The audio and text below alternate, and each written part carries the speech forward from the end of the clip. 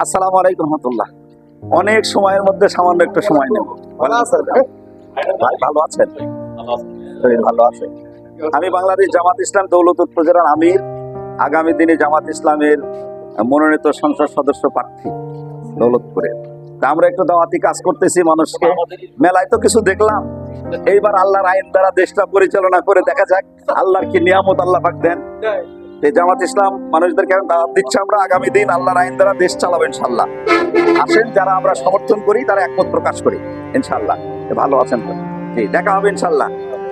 ভাই, আগামী দিন আল্লাহর আইন দ্বারা দেশ চলো, চাই তো নাকি? আল্লাহ কবুল করুক।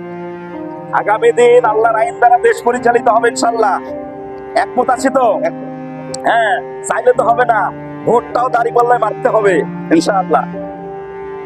ভালো লাগলো না দাওয়াত থাকলে ইনশাআল্লাহ। ভাইদের যারা সহযোগী হয় নাম লিখে নিতে হবে। কলমের রাইটার কারা?